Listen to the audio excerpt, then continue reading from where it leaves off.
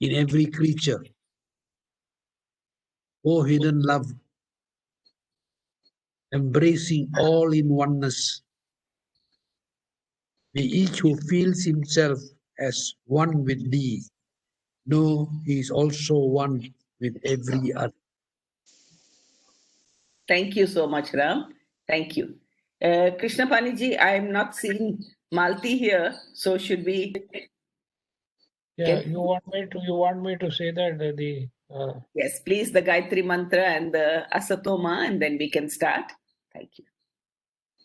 Om Bhur-Bhuvasvaha Om Tatsaviturvarenyam Bhargo Devasya Dhimahi Dhiyo Yo Nah Prachodayat Om Bhur-Bhuvasvaha Om Tatsaviturvarenyam Bhargo Devasya Dhimahi Dhiyo Yo Nah Prachodayat Om Bhur-Bhuvasvaha Om Tatsaviturvarenyam Bhargo Devasya Dhimahi Dhiyo Yo Nah Prachodayat Om Shanti Shanti Shanti Asatoma Sadgamaya Tamasoma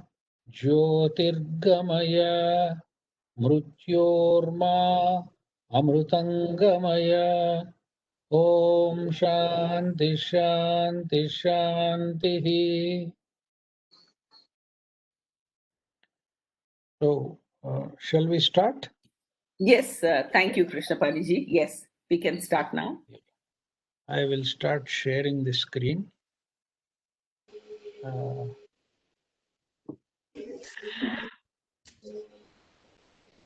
Just a minute, please.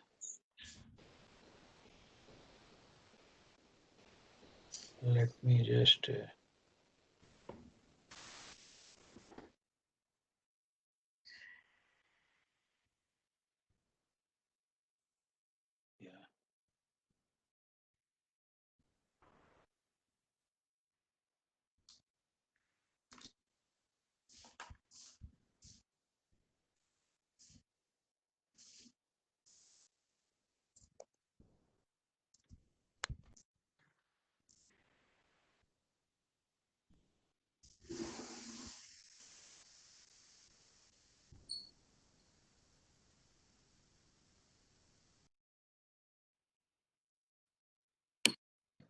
Yeah.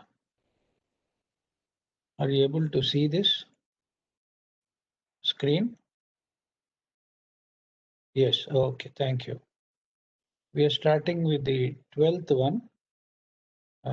In fact, I would like to take up 12th to almost 16th, because why I'm going to take up 12, 13 and others. I'll not spend much time because we have done all these things in the Atmabodha part of it. Atmabodha, we have seen this, and it's almost a repetition of what has been seen. I will very briefly explain this. Here, the verse number 12 says, Panchīkrita Mahabhuta Sambhavam Karma Sanchitam Shariram Sukha Dukkhanam Bhogayatana Muchyate. Determined for each individual by his own past actions and made up of the 5 elements that have gone through the process of 5-fold self-division and mutual combination, which is what is called as Panchikarana, are born the gross body, the medium through which pleasure and pain are experienced, the tent of experiences. He has used a novel term here. See, we are talking about Shariram, the body, the gross physical body with which we are all very familiar, and which is the main organ, or I would say the only major body with which we are very closely associated, and all the functions are carried out in the gross body. This is the Shariram. Now, how is this born? how is this body brought into being? It is through a process called as Panchikarana. Panchikarana means the fivefold self-division and mutual combination is the term used here. It is the five Mahabhutas, Pancha Mahabhutas, Prithivyapas, Tejo, Vayu, Akasha, in their subtler forms are used, and a combination of these is made for the creation of the body. And this body, the nature of this body, like all features pertaining to the body, are determined by the past actions or karma sanchitam. It is something which we acquire with some special features and characteristics and all, as determined by our own karma, our own past actions. Okay. Now, what is this actually, this Sharira? This Sharira is the Bhogayatana. Bhoga means experience. Ayatana means abode. This is the abode of all experiences, which are normally classified into Sukha and Dukkha. There could be some, experiences which are neutral in nature also, but generally we classify them into pleasurable and painful experiences. And this is the abode of all such experiences. Without the body, you can neither do any karma, nor can you enjoy or experience anything. So this is called as the Bhogayatana. And the Atmabodha also exactly mentions the same. Karmajanyam, they use the term born out of karma. Now we have seen about this Panchikarana also. This Panchikarana is each Mahabhuta in their what we call as the subtler form or the Tanmatra form of it is divided into two. One half is retained and the other half is again made into four parts.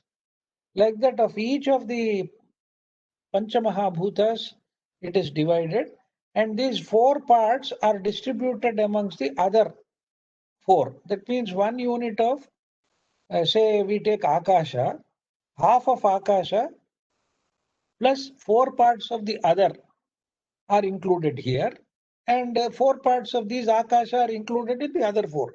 So there is a redistribution and combination of the Panchamahabhutas, and that is how the subtle body, the gross body is formed.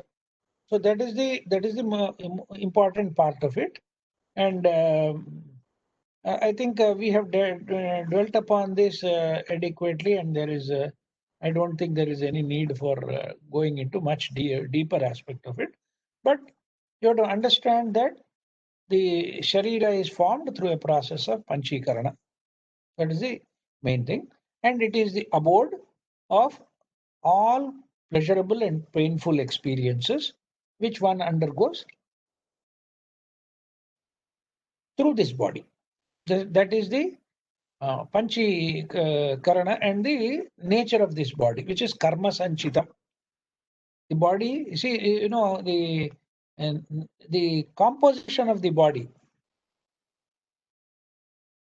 That's why each body is independent and each body appears to be separate in every aspect.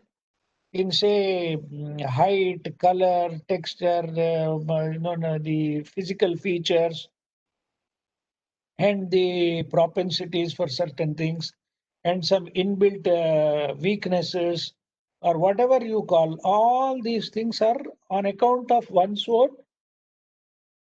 past actions. So that is the basis for this.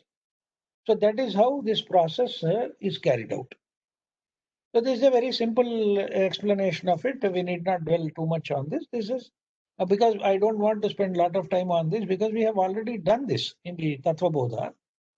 And the second is also the same thing. The 13th verse is about the Sukshma Sharira, or the subtle body. This is called as the subtle body, and it is composed of what? Pancha Prana Mano Buddhi Dashendriya Samanvitam Apanchikruta Bhutotham Sukshmangam Bhoga Sadhanam. Is talking about the Sukshmanga, or the Sukshma Sharira, or the subtle body. The subtle body is composed of the 5 pranas, Manas and Buddhi, the 5 organs of perception, and 5 organs of action. So totally, this is composed of 17 elements. Okay, this is the 17 elements are included in this particular thing, which is called as the Sukshma Sharira. Now, this also we have seen the difference between the gross body and the subtle body is that this body is panchikruta. The panchikruta process does not happen in the subtle body. And it is composed of these 17 elements, Pancha Pranas. They are, what are the Pancha Pranas? The Pancha Pranas are Prana, Apana, Vyana, Udana, and Samana. These are the Pancha Pranas. And we have seen also Prana refers to the life force, and generally it is said to be present in our breath. And therefore we see this as what we call as the flow through the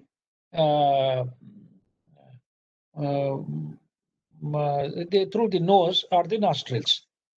Then the second one is Apana. Apana is the Vayu, or the Prana, connected with our excretory system.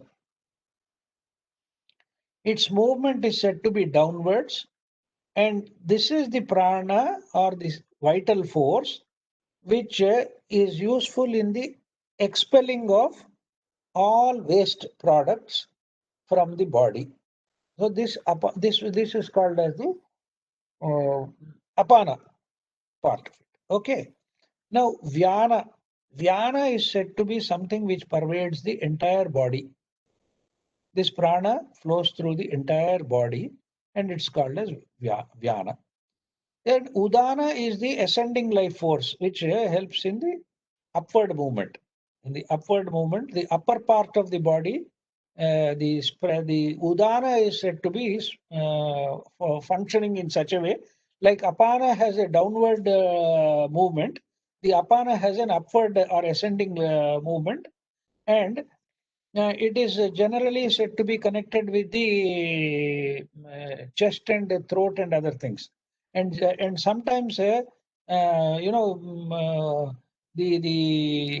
action of vomiting or throwing out through the mouth is also related to this only, Udana. A malfunctioning or dysfunctioning of the Udana, or that life force, if it is not acting properly, it causes these kind of things, and therefore it is something which moves on the ascending life force, or upper part of the body.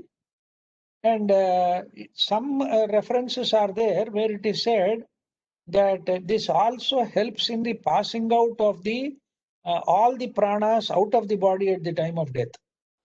That means the not exactly the soul, but the vital energy which is there for the functioning of the entire body. When it is when the body becomes totally dysfunctional and it's no more useful and it's about to die, it is this upward movement of the udana which helps in the moving out of the pranas. This is one of the explanations that is generally given. Then the last one is the samana. Samana vayu is said to be connected with our digestion, which which helps in converting food into blood and other important things which give us strength. So there is the samana vayu is there, and generally there are some yogic practices. They say that with the control of the samana vayu, you can control your thirst and hunger. So this samana vayu is connected with the digestive system, and it helps in that process. So these are the 5 pranas. These are called as the pancha pranas. Then you have the manas and the buddhi. Before we come to the manas and the buddhi, let us go to see the 10 organs. 10 organs are 5 organs. Yes, please. I have a question. Are these 5 pranas in some way? Do they have the nature of the Mahabhutas? Meaning, like like the digestion, which we talked about, is fire, right? And Vyana, which moves in all directions, pervades the entire body, is like the blood, the water. Is there any connection with all that? No. What? See, basically, these are vital forces. Right. They operate in certain parts of the body. Okay. And without them, these functions cannot be carried out. That is the most important part of it. See, the excretory functions, the digestion functions, the breathing functions, all these things cannot be possible without these vital forces. That is the primary issue, primary aspect of it. And there is it is mentioned in this verse itself that it is the panchikrita. Panchikrita does not happen here. These are all, see, one important point to be remembered is all the vital centers pertaining to our the flow of vital forces, the organs of perception and the organs of action, all of them have their center in the subtle body. They have the centers. Yes, please. See, they have their centers in this subtle body. In the sense, the organs of perception also cannot function in the physical body if these centers are not there in the subtle body. It is the subtle body which has these centers, and it is through them that these gross physical organs operate. Okay. So the 5 organs of perception, like ears, skin, eye, tongue, and nose, these are these centers are there in the Sukshma Sharira, or the subtle body.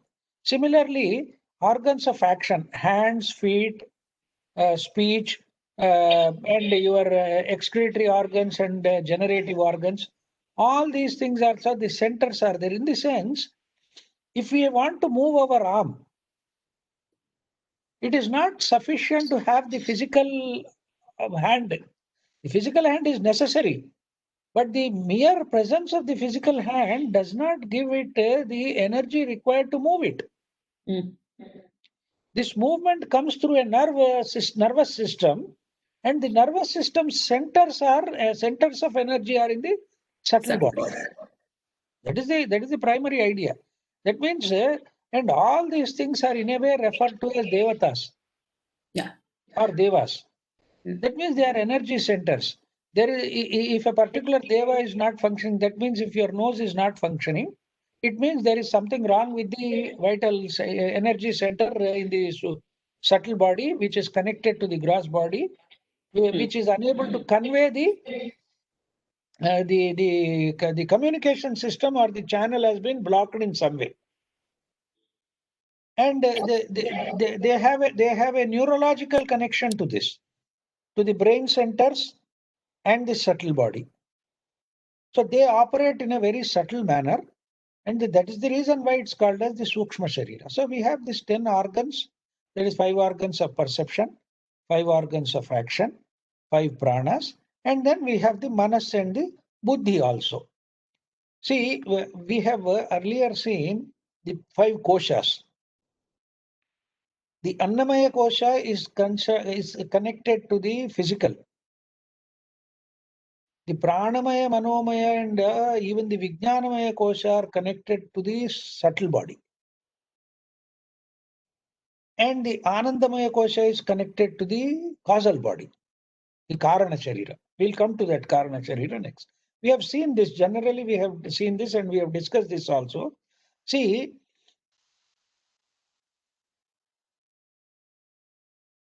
there is this aspect of what is called as Antahkarana. Antahkarana means the inner organs. The fourfold inner organ is there. Manas, Buddhi, Chitta and Ahankara. These 4 constitute what is called as the Antahkarana, of which 2 are mentioned here, which is the Manas and the Buddhi. Okay. Now, this Manas is generally translated as mind. And the functioning also we have seen in the Atmabodha. It talks about ratiocination or analysis. Analysis is the function of the mind. Then we come to the Buddhi part of it. The Buddhi is generally again translated as the discriminative faculty or the determinative faculty, or which gives it the special function of perception in the right manner. So these 2, and there are 2 other functions. That is what we have seen as the Chitta and the Ahankara also.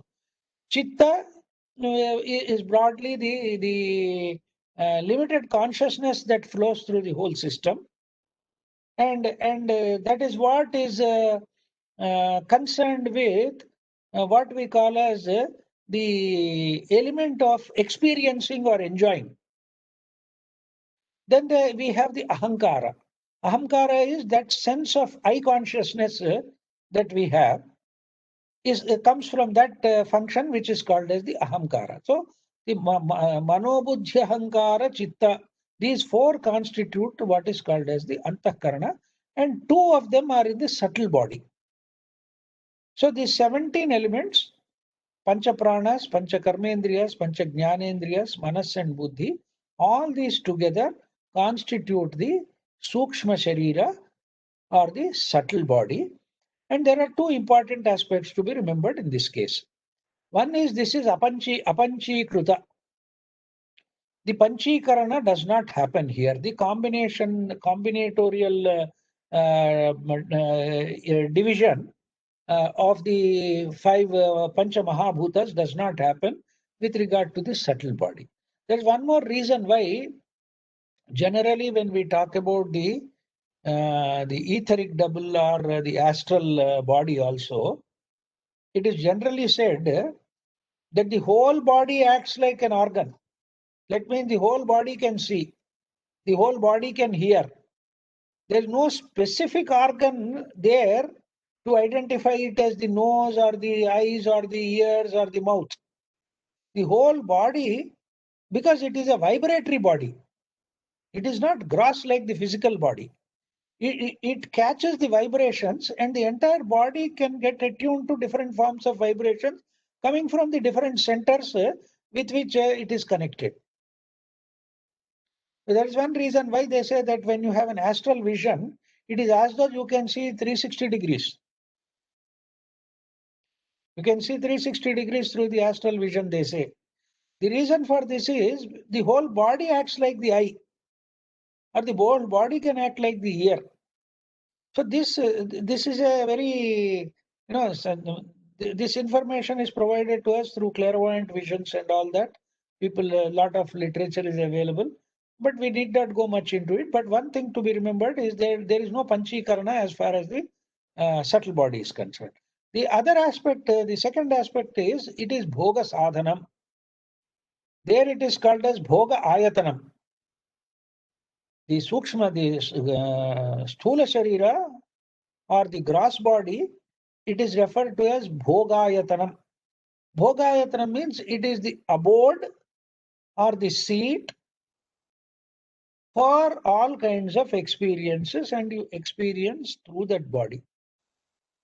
The instruments for experiencing that is provided by the subtle body. Sadhana here means an instrument. This is the instrument. Now we have to remember fundamentally that all these three bodies are accretions pertaining to the Atma. So in order to undergo experiences, these bodies are created. And along with the body, physical body, which is the grossest body, which is the abode for all experiences and enjoyment, the instruments required for enjoyment, the energy centers, are in the subtle body, and therefore it is called as the Bhoga Sadhanam. You have to understand the difference between this. That is Bhogayatanam and this is Bhoga Sadhanam. Bhoga means to experience. Bhoga means also to consume. So in order to experience it, to enjoy it, to undergo that process, you need the body on one side and you need the instruments, relevant instruments to enable the body to function. The reason again, as I mentioned, suppose the vital energy and the vital force connected with your taste is not functioning properly, then obviously you cannot experience taste, isn't it? Similarly, if you are undergoing, say, if the optical system is defective, though you may have the physical eye and also the connected nervous system, but the energy is lacking or that energy is not functioning properly, therefore you cannot see. So the instrumentation part of it is through the subtle body. Therefore, this is called as the Bhoga Sadhanam, not the Bhoga Ayatana. Bhoga Ayatana is the term used for the gross body, and Bhoga Sadhanam is the term used for the subtle body. Okay, this is the thing. Now, then we have the next one, which says Anadya Vidya. Yeah, please. I put a question there. Can you please answer that while we are on this topic in the chat? 1 minute, let me see. In scientific terms, the quantum field theory and the vibration of the field that creates matter, isn't the gross body also vibratory but grosser frequencies as compared to the subtle body that has higher vibrations? Actually, that is true in one way. See, the physical body also is a living instrument and it has to vibrate. But the vibrations here are very gross. Yeah, okay. And therefore it is concrete. Right. See, the point is the subtle bodies are flowing in some nature. They are very subtle, very flowing and very dynamic and vibrating at a very high frequency. Okay. See, but the physical body, it retains its shape, isn't it? Yeah. It retains its contours. We suddenly don't become fat or don't become lean. Yeah. Yeah. Because the vibratory nature of that is such that it is gross and it is concrete and almost it appears to be fixed in some ways. Okay. Except that over a period of time it changes, but basically what you said is correct. They're all everything is vibration only. Okay. Different things are produced by that vibration. Okay. Okay. Thank you. Now we come to the 14th verse, which says Anadya Vidya Nirvachya Karanopathiruchyate Upadhitrayad Anyat Atmanam Avadharayet.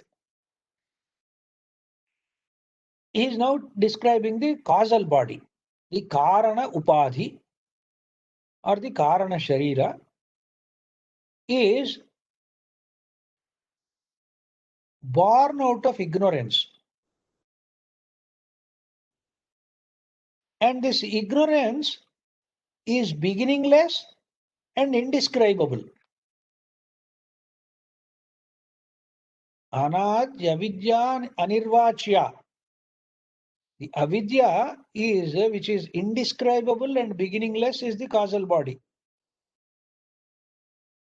We have seen earlier also that it is only through the limitation process that these bodies come into existence. That limitation is avidya. The avidya, I'm not translating it as ignorance. I'm simply calling it as limitation. If something is bound and has a periphery or has a limitation, then only it can come into being. The whole of manifestation, the beginning point is avidya in one way. But because this is actually like a cycle or like a circle, it is generally referred to as beginningless. Anadi. You can't measure it in terms of time as we understand here. That is the meaning of anadi. Anadi doesn't mean, the translation could mean that there is no beginning, there is no adi or beginning, and you can use the term beginningless. But how do you understand beginningless? Beginningless mean in what terms? It's not in terms of time. It's not in terms of time as we understand. It is not connected to time as we understand down below here, but it is something beyond that, and it is cyclical in nature or something which is circular. If you have a perfect circle, you can't say which is the beginning point. Anything can be a beginning point. In that terms, it is called as beginningless. And anirvachya, the nature of this avidya cannot be described. The nature of this limitation, the nature of this ignorance is also something which cannot be described as such. That means it can't be specified, it can't be explained here, because that explanation is something which doesn't really help. The avidya part of it is because you can't really say how it is. The reason for this is the mind through which we want to understand is also a product of avidya. When the mind itself is a product of avidya, how can it understand something of its origin? Isn't it? The mind is a product of avidya or nescience or limitation. Now, when it is born out of that, it cannot understand its parent. That is the reason why we say it is indescribable. Only when you transcend this mental consciousness and go to a higher level, then only you can have any inclination or some inkling of what avidya is. Similarly, the mind cannot know the beginning of this avidya. Therefore, it is beginningless. Because it is the mind which is a product of avidya, also in its evolutionary process creates time, space, and causality. We have seen this. Time, space, and causality.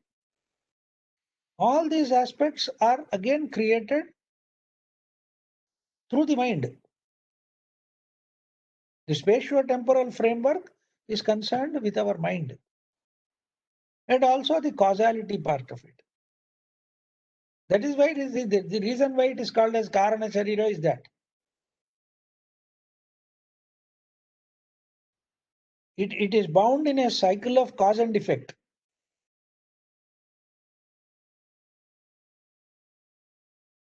So, and this Karana Sharira, why the term Karana is used is that this is the cause for the other two bodies. The Karana Sharira is the cause for the Sthula Sharira and Sukshma Sharira. Sarji, That is one of the. Yes, please. I just put a question in the chat. Yeah. I'm coming to that. I'm just trying to see that.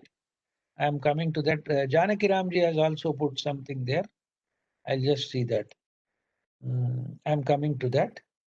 Just hold on for a minute. Yeah, but Janaki Ramji says because everything is made up of atoms, or even they are now not even talking about atoms. They are only talking about vibrations. They're saying that there is nothing like an atom also now.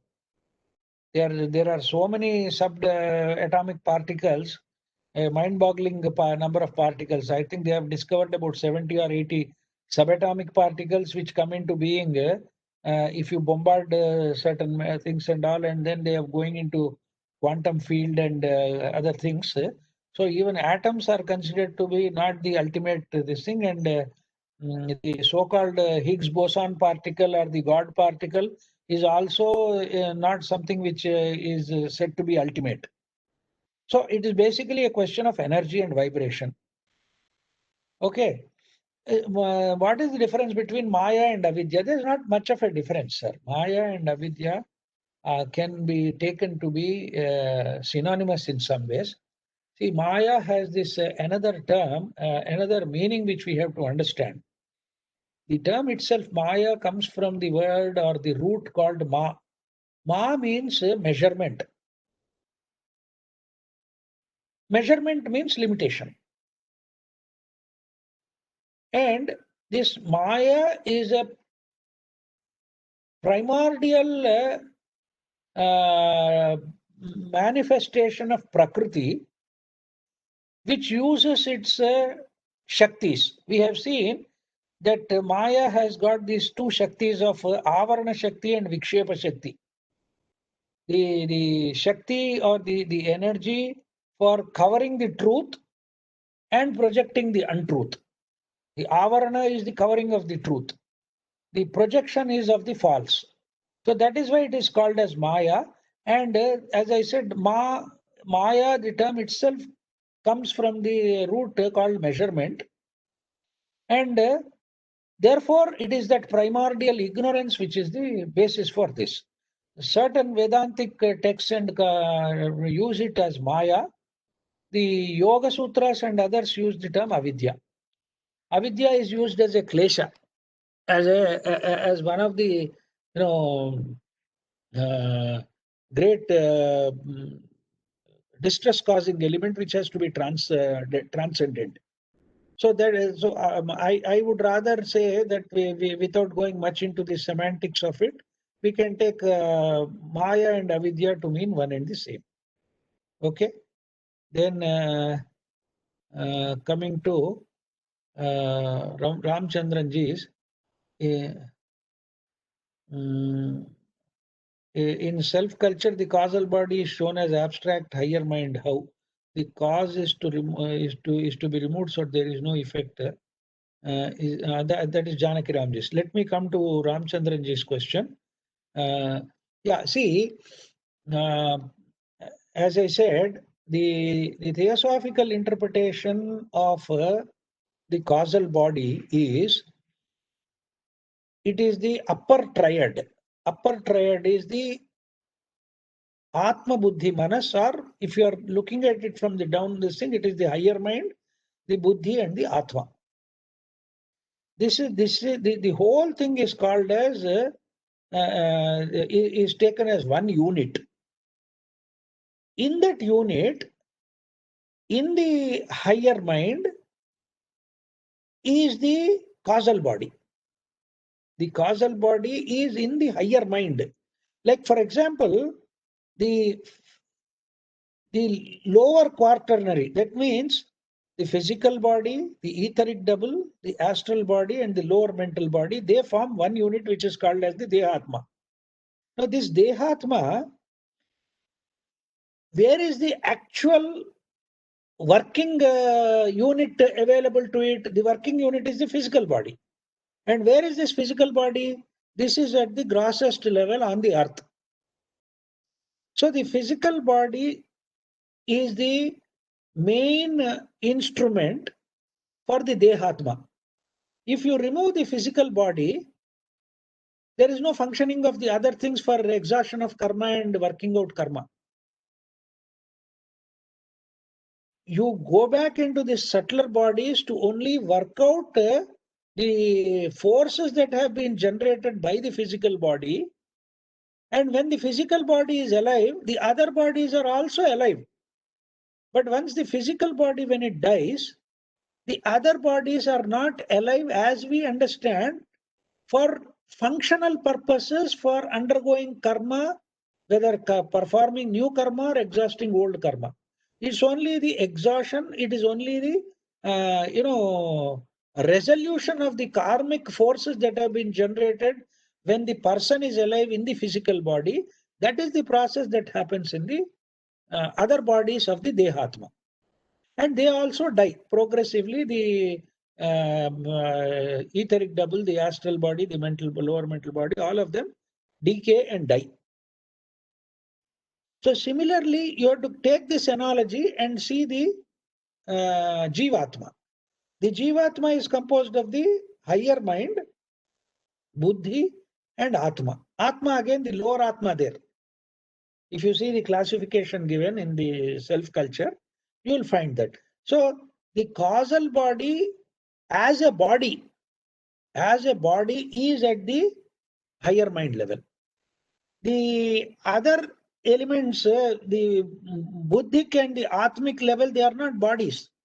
They are only centers or units of consciousness. If you see the diagram also there, unfortunately, this may be a digression for some of the participants who may not know the entire background. But sorry for the digression. It's not very important to know this. But if you have studied self-culture, you will be able to understand it. If you see the diagram, the Buddhi and Atma are just shown as stars. They're not bodies. There is no enclosure there. They are only units of consciousness which have specialized functioning, which are performed by the causal body at that level. So that is the point to be understood. I hope Ramchandranji, is it clear? Yeah, got it, Sarji. Thank you very much.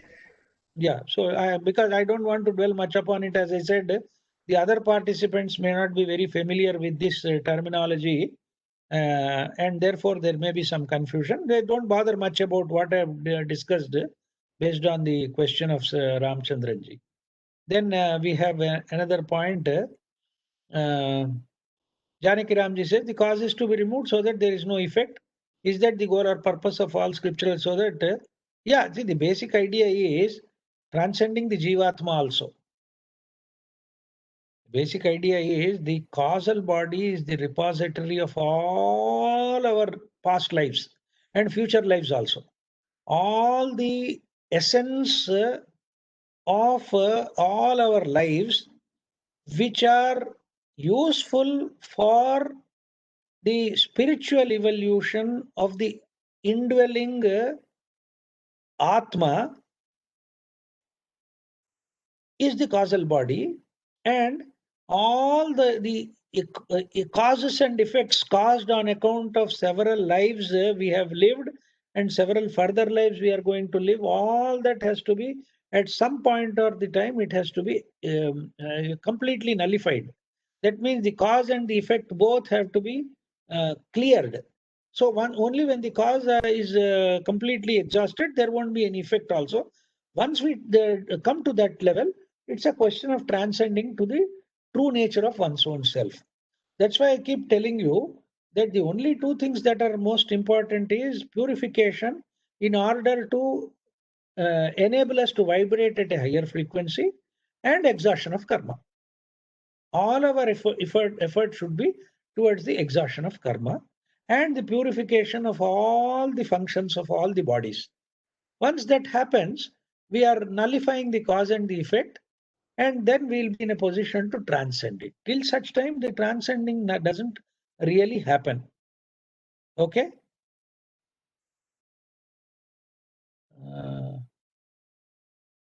Okay. Is this okay, Janaki Ramji? And is there anything further? Yeah, physical body, astral lower personality. Yeah, those are the terms used. Okay, the personality or these are not ordinary terms like English terms. They are technical terms used in the theosophical literature. The Dehatma is called as the personality, and the Jivatma is called as the individuality.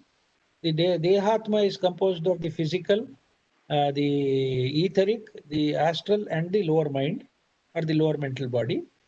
And the higher mind, Buddhi and Atma constitute the individuality or the Jivatma part of it.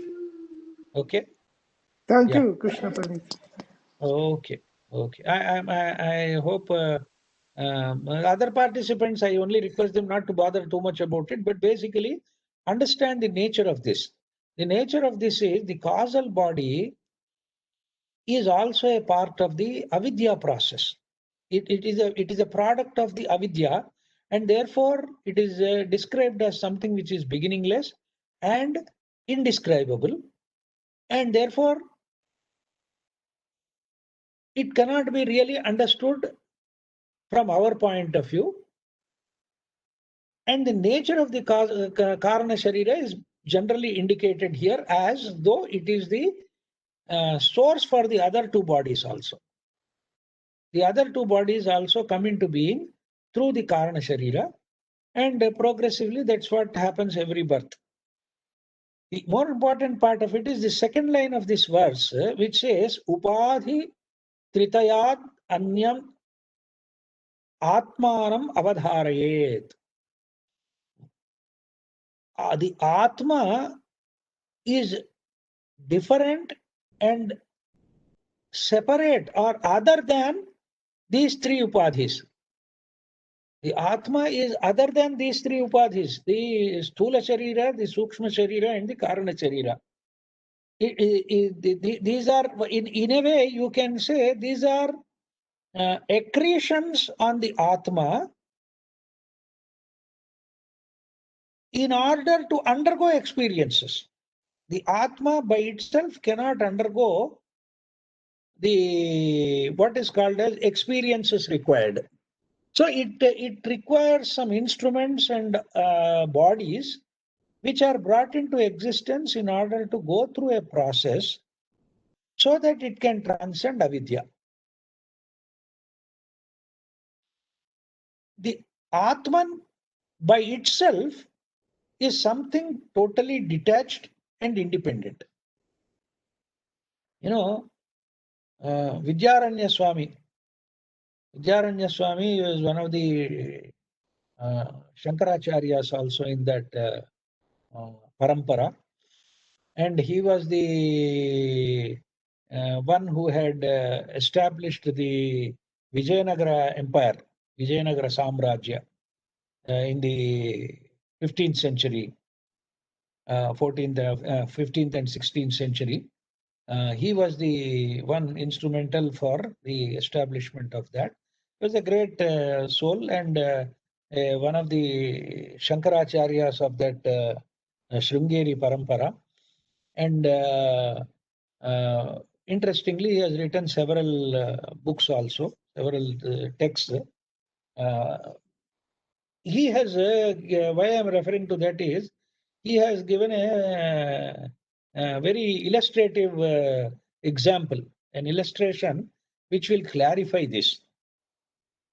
He says that the gross physical body may be compared to a royal court. The gross physical body, he compares it to a royal court. And the individualized soul, which is a reflection of the Atman, which is not the Atman itself, which is a reflection of the Atman as the king. And the mind is compared to the prime minister or the chief minister in the court of the king. The 5 pranas, the 10 senses, the 5 objects, all these things, he says, they are like the various officers, courtiers, entertainers, servants, the entire paraphernalia, the entire, operating, the persons operating the whole empire, the royal court. All of them he calls them as these 5 pranas, the 10 senses and 5 objects and whatever, and all that. Now, what is this Atman?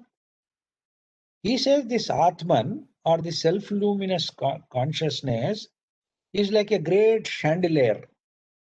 Like a great chandelier. The Atman illumines all the activities of the gross and the subtle body during the waking and dream state.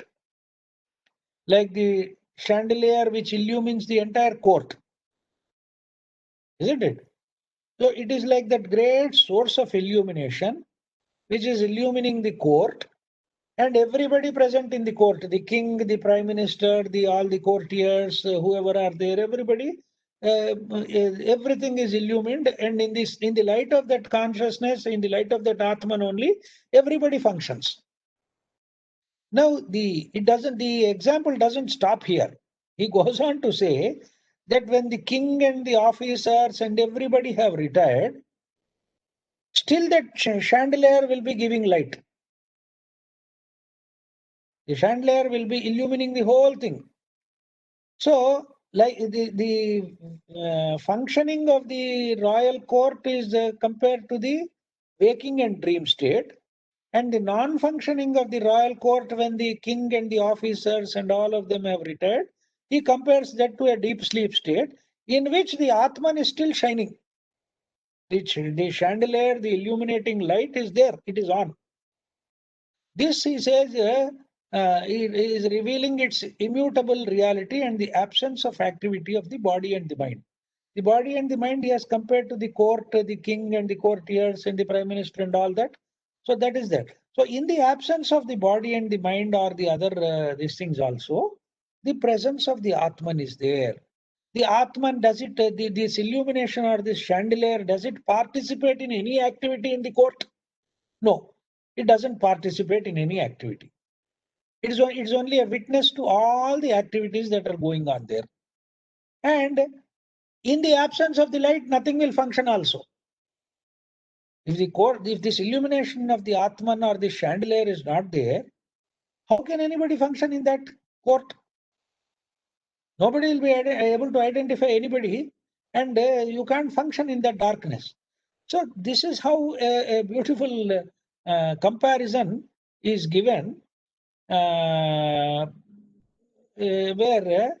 they say it is only for a general understanding of it. A general understanding of it, and I thought this is a good illustration, but don't extend it too much. Let's not extend this example too much, but generally try to understand the nature of it. When he says that this illumination is there, this illumination is just a witness and it doesn't participate in any activities that are carried out in the light of this illumination. That is the nature of the Atman. It is the reflection of the Atman is the king. The individualized soul, which is bound by all the 17 elements which we have discussed. So it is that reflection that is bound, but the true illumination is that of the Atman. That is how it operates. I think this is a good illustration for us to remember so that we can appreciate the beauty of it. Okay? Then he goes on to say, we will come 1 minute. Yeah, we have some more time. I will finish the next one also, because the 16th verse is a very important verse, which we will do it next time. We will take up the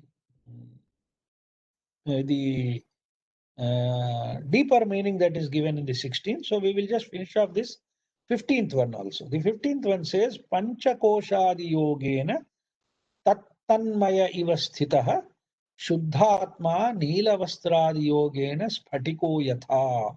Another beautiful comparison or simile that is given in the Vedanta text is that of this crystal. We have seen this about this crystal earlier also. A similar thing is analogy or simile is brought here with regard to that crystal. He says, in its identification with the 5 sheets, the immaculate Atman appears to have borrowed their qualities upon itself. As in the case of a crystal, which appears to gather unto itself the color of its vicinity. Suppose it is put on a blue cloth. A crystal, if it is put on a blue cloth, it appears blue. It's not blue. The color of the background or the cloth on which it is placed is absorbed by the crystal and it appears blue. But the crystal is actually colorless, it's transparent. So this crystal is the Atman. When it is placed on a blue cloth, just as it becomes blue, similarly the identification with the 5 sheets, the Pancha Koshas, the Annamaya, Mano, Pranamaya, Manomaya, Vijnanamaya, Anandamaya Koshas, the aspects of these koshas are imbued by this Atma or are borrowed by this Atma and appears to be as though bound by these 5 sheets or the Pancha Koshas. So with the association of these Pancha Koshas, it appears as though the qualities of the Pancha Koshas are its own. But in truth, they are not. The Atma is a Shuddhatma, immaculate Atma. The example that is given is Neelavastradi Yogena Sphatiko Yatha. Just as with the identification or the association with a blue cloth or a red cloth or whatever cloth of a crystal, which acquires the color of that cloth, similarly the Atma, which is essentially pure, appears to have acquired to itself the qualities and other things associated with the 5 koshas. So it is being very clearly brought out that the Atman is something which is totally detached, independent, and different from the 3 bodies and the 5 koshas. That is the essential aspect that is to be remembered. Now, this aspect has to be, we can delve deeper into it as we progress, but essentially we have to understand the nature of this Atman. This Atman, as I said, is independent, totally detached, is only a witness to the whole process. It doesn't get involved in any of these processes directly. And it has acquired to itself these, what do you call as sheets. These sheets, which, and the bodies, which appear to bring about a limitation to it and appear to us as though this itself is the Atma. In the term Atma, right from the gross physical body to the highest level, all the associations are in some form or the other referred to as Atman in the scriptures. When I say Atman, it refers to my, at the grossest level, it refers to my physical body. For example, there is a term in Sanskrit which says Atmaja. Atmaja means my own child. Myself born out of me. That means a child born out of me, I call him as Atmaja. Ja means to be born out of. Atma born. Is it that the Atman gives birth to the body? No, it is the physical body which is involved in the functioning. And through the physical process, the body, the son is brought, or the daughter is brought into existence. But the reference here is when it says Atma, it refers to the physical body itself. So starting from the physical body, every type of identification based on the level of ignorance is called as Atman. We refer to everything as Atman. So in our normal conversation and language also, when I'm talking about something, when I say when I say I refer to the body itself now. I am talking. I never say that my body is talking. My Atman is at the highest unrelated level and it has created a body of its own through ignorance. And this body is associated with several organs and functions. And one of those functions is the speech. And that particular speech is now being uttered by me. We don't use such a big sentence or clarification to it. I simply say I am talking. Who is this I? The physical entity. Yeah, yes, sir. Not use Jiva. I mean, Jiva is more appropriate. Is bring Atma here. No, why? Point is, see, Jiva is another term for Atman at its own level. That's what I'm saying. At its own level, it is called as Atman.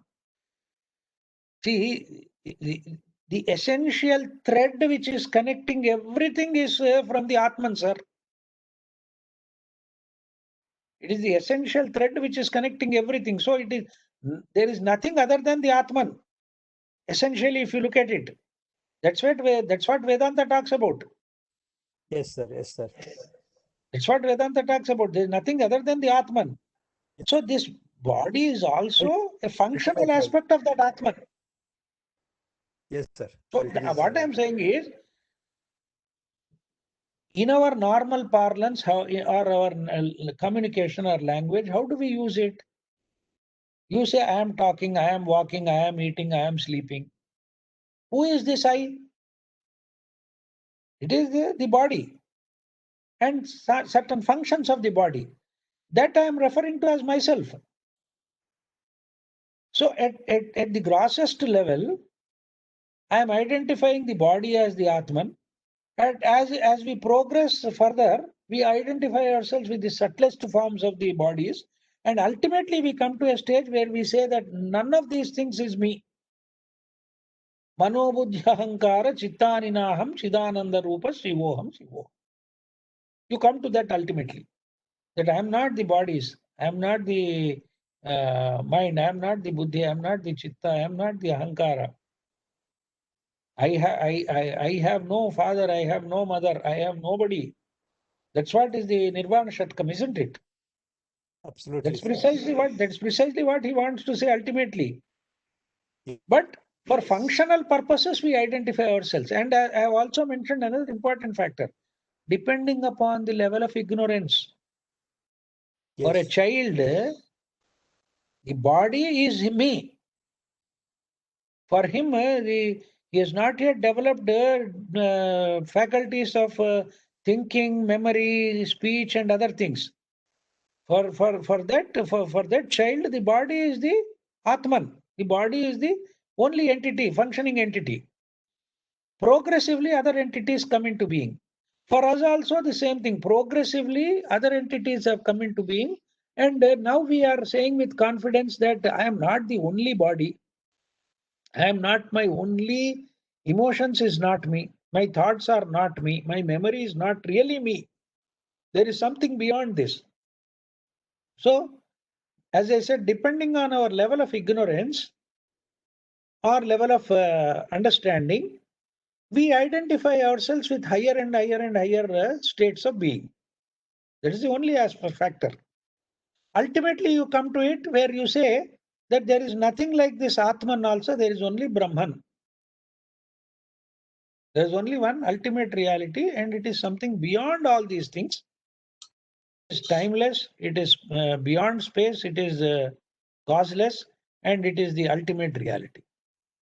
So that ultimately that's what only remains. But till such time, we identify ourselves with these things. That's what he is saying in this shloka also, that with the association with the panchakoshas and the three bodies, it appears as though the qualities of these bodies and sheets are that of the Atman itself.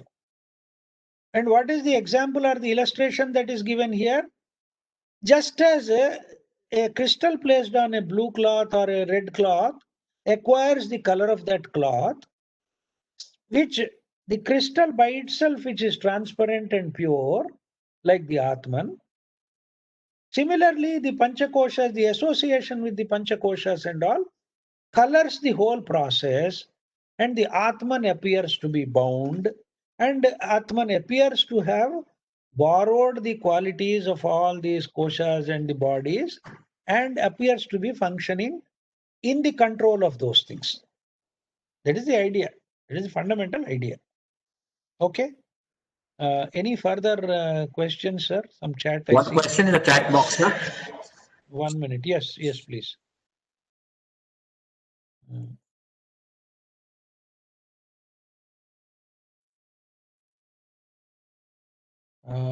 There is this thing by.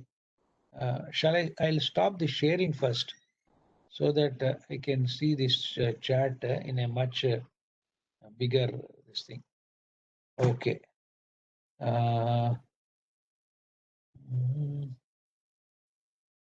Physical. Okay. Very nice analogy. In theosophy, there is an atom which attaches. They call it as the permanent atom, which is again the down below. It is the repository of the tendencies or vasanas and all that. I'll not go into it, Binaji, because that may further confuse people who are not familiar with it. There is a question by Ramesh Puttannaji. When a person dies, where does the individual Atman reside until next birth, since all bodies disintegrate? Sir, this is a question which needs a very elaborate explanation. Then going back to the energy of our thought that creates the form, it is the bundle of energy that creates the form through.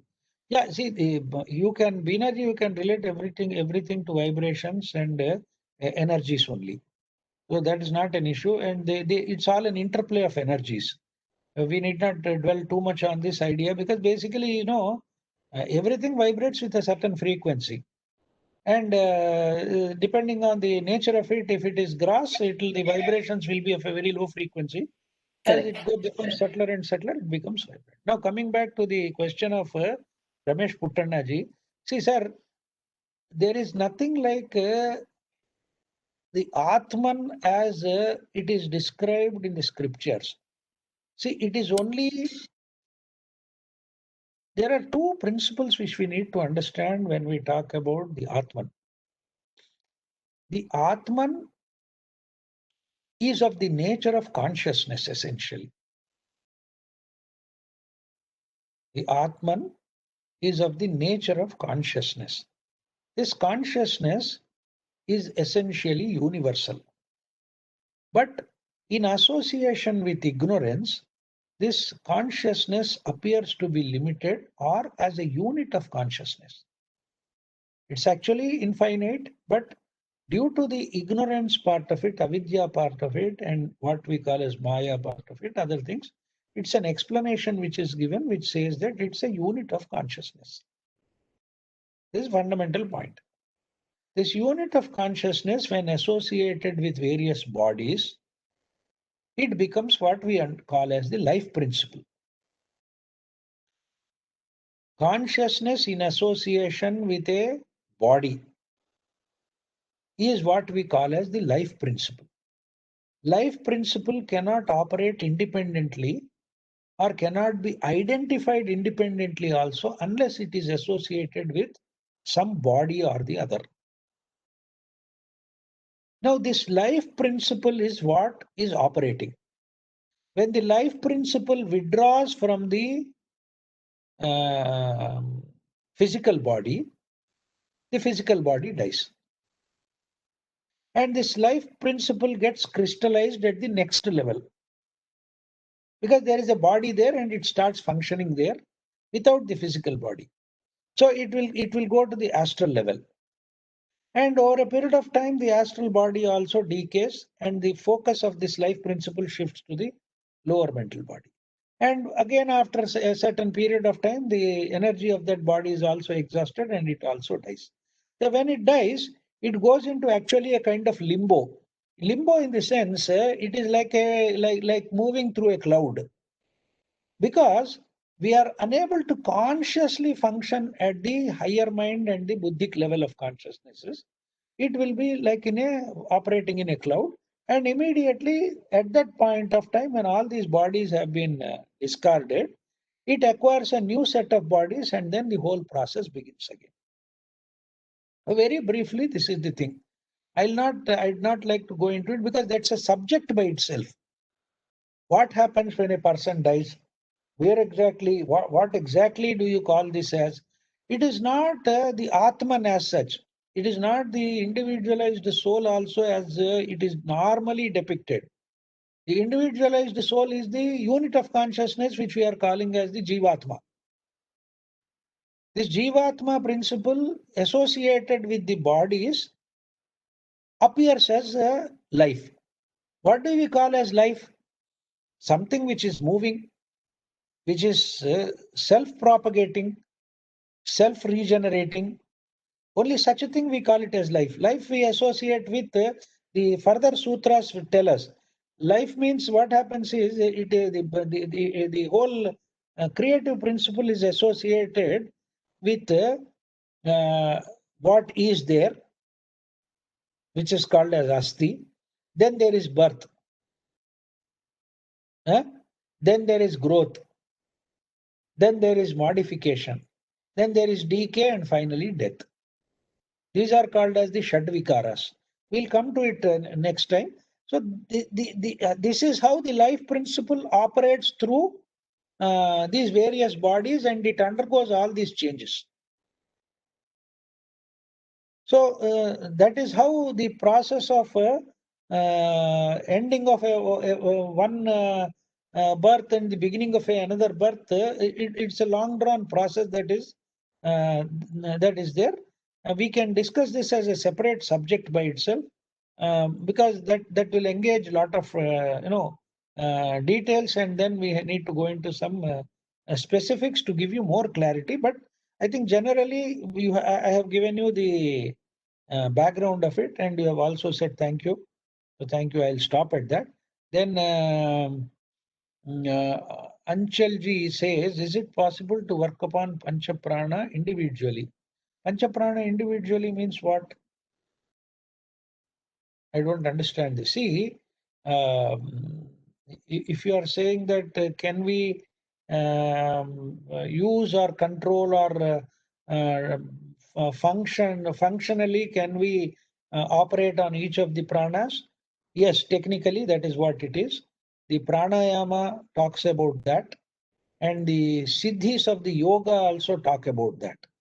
There are several siddhis or attainments or supernatural powers which can be awakened through certain yogic practices, and we can function, or we can individually work upon the pranas.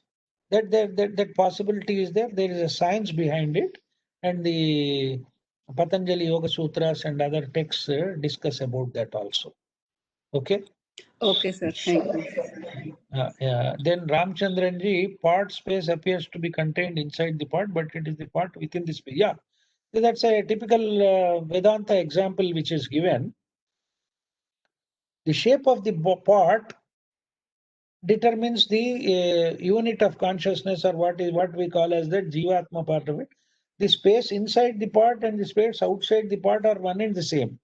But because of the presence of this part, it appears as though the space inside the part is separate from the space outside the part. That's a very typical example that is given in the Vedanta text. Okay. And any further clarification, sir? Umeshji? Yes, sir. Yeah. Do you have any? Yes. Can I ask you about the first part which we spoke about Panchikarana? Yeah. My question is, I understand what Panchikarana, but Okay. reality, we see there's the birth of a person happens to be in the womb of the Right. Panchikarana is taken womb. No. See, yeah. In a way, what happens is these are subtler energies. The Panchikarana, when we talk about the 5 Pancha Mahabhutas, the Pancha Mahabhutas at the subtler level, at the Tanmatra level operate. And that combination is what brings into being a baby. That means the seed itself carries this Panchikarana thing. The seed itself carries that element of what is called as the Panchikarana. So the very birth of the child is through the process of Panchikarana. Which in other words, should we understand the way is the combination and the mutual consent of the parents that when the child Yes. is conceived, at that point Yes. of time, it is transferred. Yes. See, that first of all, they say that the subtler bodies are formed much prior to the physical body. Right. So if a child is to be born, there is a predetermined process which the parents also may not know at one level. Okay.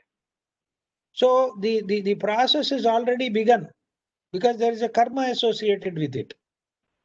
And the subtler bodies, the lower mental body, the astral body, and the etheric double, these things are all at their formative stages and waiting for the manifestation of the physical body to be associated with it. So that is why, see, there is a great karmic thing. Normally we may think that it's only a mere physical process. It's not a physical process. See, the birth of a child doesn't happen just like that. There are no accidents in nature that way. See, there is a great karmic association with it. There's a great karmic association with it. See, children are not born if you want them or if you don't want them. If they are supposed to be born, they will be born whatever you do. If they are to be born, they will be born. So we may think that we have several things under our control, but that the control which we exercise also is determined by karma. What causes that idea in your brain to control? What causes the idea in your mind to think that I am exercising control or I should follow certain practices to avoid pregnancy or something is also a part of the same karmic thing. So you see, the forces of nature are such that if a Jivatma has to manifest with a set of bodies and is to be born, it will be born. That's all. There is no, there are greater forces in action. There are greater aspects of karma linked to it, and therefore it happens. That is why it is the divine presence. Yeah.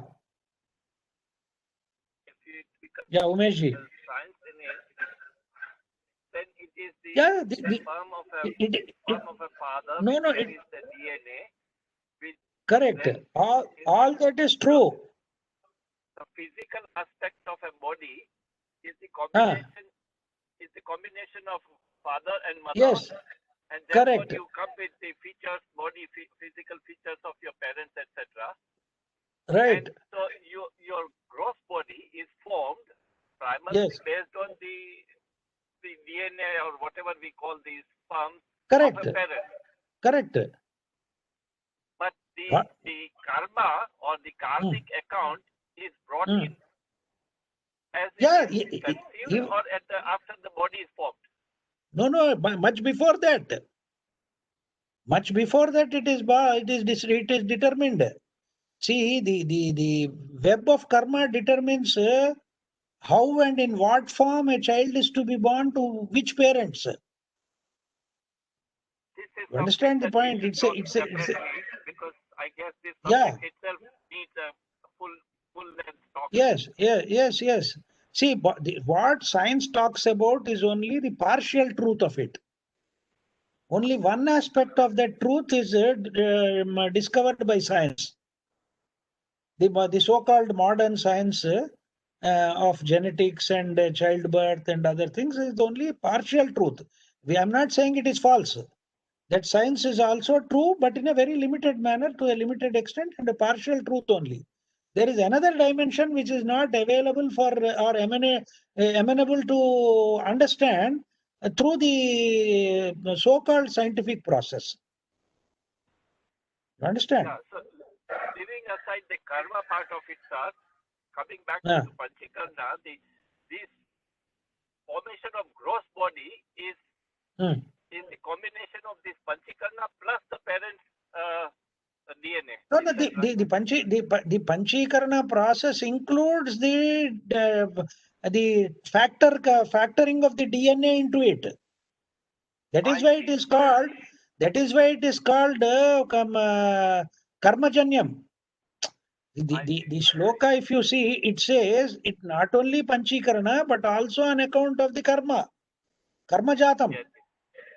Oh, So that's clear. that Yes. yeah, Yes. that is what is to be. Yes. Thank you, sir. Yeah. That, Okay. that one word is Yeah. so significant. Yeah. Okay then, Umeshji. Thank you, sir. Thank you. Yes. Okay. Then there is some question by Ramchandranji. Janaki Ramji says, but the pot doesn't have so many bodies. Yeah, you are right. But the fact of the matter is, you can wrap the body with a jute cloth, and you can wrap the pot with something else to keep the water inside cold and all.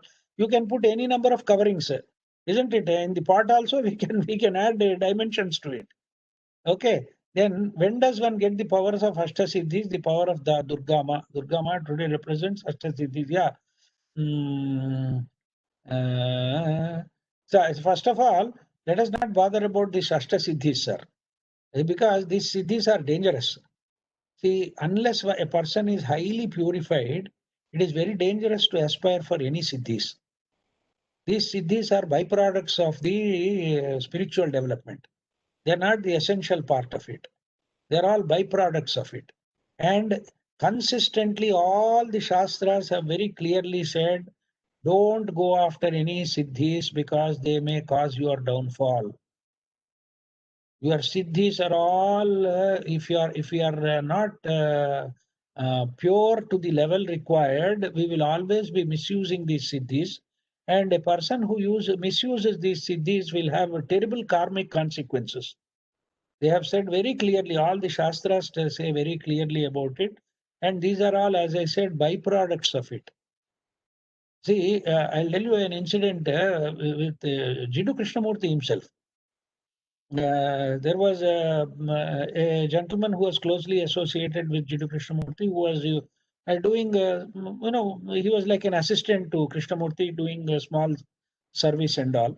And when Krishnamurti was in California and giving talks and all, sometimes it so used to happen that this gentleman used to bring his lunch, because it was difficult for Krishnamurti to walk all the way to the cottage where the lunch is served and then come back, because of his age and other factors also, and also the time factor. This gentleman used to rush there and then get his food. Once it so happened very jocularly, he said, Krishnaji, it's becoming hectic for me to run all the way and then get your food and all. Why can't you simply exercise, simply, have some magically go from here and then have your lunch there and come back. Then Krishnamurti very casually said, Sir, I know the key to all these things, but I am absolutely not interested in them. He said, I know the key to all these things, all the siddhis, giddhis, whatever we are talking about. I know the key to all these things, but I am absolutely not interested in them. That is the true nature of a truly realized person. It is said about the Kanchi Paramacharya also that he had all these siddhis. But he never exercised any of them for any reason whatsoever. So these siddhis, when does one get the powers of siddhi and all? Don't dabble with the siddhis. Let Durga Ma be Durga Ma herself. She knows how to operate because she is the creator of chaos and she is the creator of order also. Okay, the creator of chaos because a higher equilibrium has to come about, and therefore Durga, the very term, if you see the beauty of the term Durga means very difficult to attain or very difficult to reach or very difficult to cross over. Nice example, sir. Yeah, that is the example. That is the meaning of Durga. So Very let us nice not approach. example. Yeah, let us not approach Durga with that casual approach because it will be a difficult thing. And the last question you said, where is the center for causal body in the individuality? See, it is not a physical center, sir. It is the unit of consciousness is not a spatio-temporal thing. It is not located in any particular part of the body or anything like that. Even if the references in the spiritual text to a heart does not refer to the physical heart. It refers to the core of our being. Okay, where, see, for instance, can you say where does life operate in our body? Can we pinpoint and say, because even if somebody pricks the little finger or the little toe, life is there. Pain can be sensed, and it operates to everything. Even if you don't remove your nails or hair properly, they can cause you pain. So life principle operates through everything. And there is no physical center as such. There is no physical center. This is this consciousness, therefore, is said to be all pervading. Antarbahischa sarvam vyapya narayana sthita. The Purusha Sukta and the Sri Sukta, these things talk about that. Antarbahischa sarvam vyapya narayana sthita. There is this inside and outside. Everything is pervaded by this consciousness. Because of our own limitation, because of our own limited identification and functioning through limited bodies, it appears to be limited. That's all. Is that okay, Ramchandranji? Absolutely. Thank you, Sarji. Yeah, please don't imagine it as though that there is a particular center somewhere. The Purusha Sukta talks about Nabhyam Uparitishthati Jwalamala Kulambhat. You see, it is about 4 inches from the navel upwards, close to the heart and all that. It is talking about the Vishwarupa from a different perspective altogether. It is not the physical body. Okay, it is not the physical entity which is there which has a center somewhere. Okay. You said, yeah. Okay, all bodies work unanimously, sir. All that. Unitedly, yeah. They function seamlessly, they are integrated and function. Yes. Like in Veda, they say all devas work unanimously. Even though Obviously, see, they don't fight among each other. See, we cause the problem because if certain energies are not functioning properly, that means that we refer to them as the devas are not functioning. Deva is energy. That means we have blocked certain channels or we are not allowing those channels to operate properly. Then we have problems. That's how it is. You said higher mind, buddhi, and lower atman all function as one unit. Yes, absolutely right. That's what is called as the jivatma. And the body associated with the jivatma is the causal body, which is situated in the higher mind consciousness, at the consciousness level of the higher mind. Okay, sir? That's fine. Ramchandranji? Okay. Yeah. Anything else? Thank you, Guluji. Thank you for your observation. Any further discussion on the chat or any question? Yeah. No, I can't see any more questions, Krishnaphani ji, unless somebody wants to ask. Yeah. If there anybody would like to unmute themselves and ask a question, we can answer. Otherwise, we can I close. think we can close it. Okay. Thank you, sir. Okay. All right. Thank you, sir. Thank you. Thank you, Thank sir. you so much, Krishnaphani ji. I'm not seeing Sajini here. So would somebody like to do the Loka Samasta? I can't see today Suman Yeah, Suman is Goenkaji also. and Meena Nirulaji. We can ask Gulu. No, Gulu? I'll do it. I'll do it, and Okay, I would fine. like to. I would like to do the entire thing. I'll do it. I'll do it. Okay. Okay. Loka Samastas, please do it, sir. Thank you, Krishnaphani ji. Just before you start, Gulu, thank you so much, Krishnaphani ji. Thank you all for being here. And we are going to meet with Krishnaphani ji again on Friday for Bhagavad Gita and the next Sunday for Atmabodha. Meanwhile, the school programs will be posted on the groups and please look out for them. We will be having the next program on Thursday, the school program, followed by a program on Saturday morning, Saturday evening. Details of which will be posted on the School of Ancient Wisdom groups. Thank you so much. Gulu, can we request you to do the Loka Samasta? I'll do it. Thank you. Sir, excuse me, you have not put the CD of video or CD of last class. That will come about, Correct. madam. That will the School of Ancient Wisdom will take some time. They'll come up with it and post it on the WhatsApp group. Okay. Okay. Thank you. Okay. Thank you. Shall I start? Yes. Yes, please. Loka samastha sukhino bhavantu. Loka samastha sukhino bhavantu. Loka samastha sukhino bhavantu. Om Shanti Shanti Shanti. Thank you, Gulu.